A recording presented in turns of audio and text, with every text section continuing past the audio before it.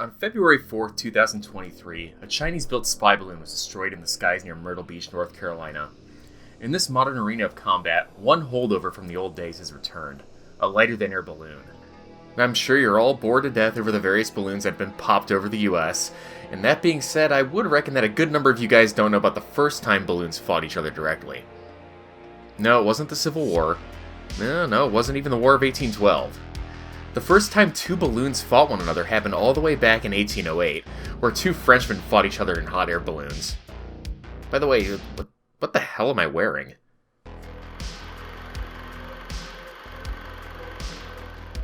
One-on-one duels are nothing new. They've been a thing since antiquity. The duel is a legalized fight, often to the death between two consenting combatants. Usually these fights are over insults, legal battles, domestic squabbles, whatever. At first, sword dueling was in vogue, but by the late 18th and early 19th century, pistols became the dueling tool of choice. The two duelists, often noblemen, would start back-to-back, firelocks at the ready, and then at 10 paces, turn and shoot. Duelists would also have assistants called seconds, which were friends or family members backing them up. When a duel was declared, the second would often try to solve the issue via diplomacy, however their success varied through history.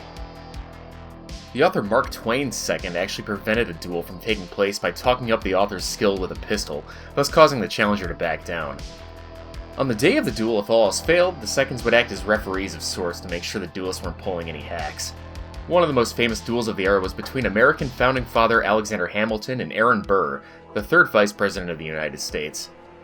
I won't go into the politics or the lead up to the fight, in fact you can watch the Broadway show Hamilton for that, but what resulted was Hamilton being mortally wounded by a killing blow from Burr. So that's basically the duel. The ultimate method for rich guys to prove that they're right.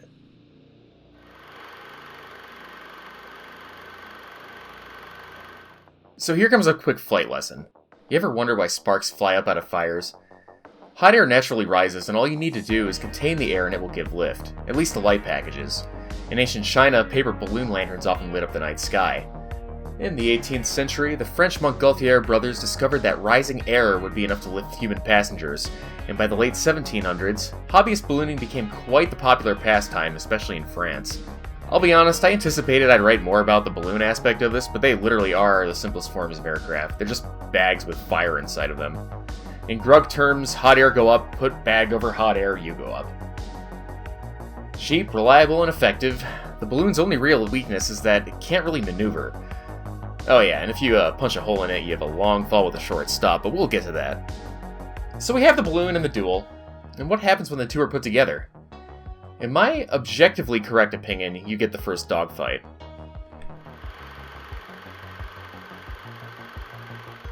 Okay. Well, to be fair, this is a far cry from the turning and burning dogfights the Jets have, but let's compare and contrast. We have two combatants, well, 4 if you count the seconds, each armed with projectile weapons, and each of them operating a flying machine. In my book, it's a dogfight. The only documentation of this event comes from a period newspaper. According to the article, a certain M. Grandpré and a M. Lepic, God, I'm probably butchering their names, ended up in a spat over an opera dancer, Mademoiselle Terravite, who was apparently sleeping with 2 of them, but that part isn't important. This isn't SoapNet. What it comes down to is that these 2 Frenchies ended up committing to a duel, but according to an English newspaper, they were of elevated minds, which I assume means they like ballooning as you do in colonial era France. They agreed to fight mano a mano in their balloons. No doubt a rather unique spin on the formula. On May 3rd, the 2 met for an historic event and went into the sky with their seconds. What transpired was apparently pretty gruesome. Instead of pistols, they elected to arm themselves with blunderbusses, which are pretty much muzzle-loaded shotguns, as they felt pistols wouldn't have the smash to blow the other balloon out of the sky. Meanwhile, most Parisians had little knowledge of the duel and assumed the 2 were in a balloon race of sorts. At 2,700 feet, the duelist opened up.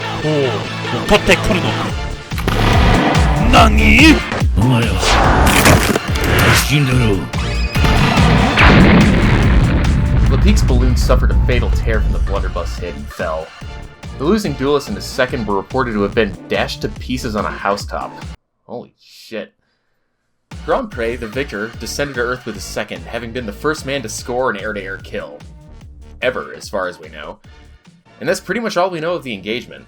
There's little information on what Grand Prix did afterwards. I couldn't find out if he ended up with Terra Vide or if he ever did anything like this again, but that singular documentation of the event cemented his name in history.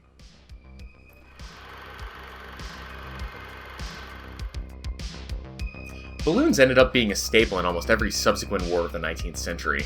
Often used as observation assets for artillery, you couldn't swing a dead Confederate without hitting an observation balloon somewhere in the world. Balloon busting became an art form in the Great War too, where the newly invented fighter planes knocked them down on an almost daily basis. And wouldn't you know, over 200 years later, balloons are still getting popped by other aircraft. You all know the legendary F-22 and F-16 balloon kills that have been in vogue as of late. Truth be told, I never thought I'd see the day, but here we are. If you've been following the channel, you know the drill by now. Support Hellion on Patreon, like, subscribe, etc. And as always, this time in the tongue of Monsieur Grand Prix, gardez le soleil dans votre dos.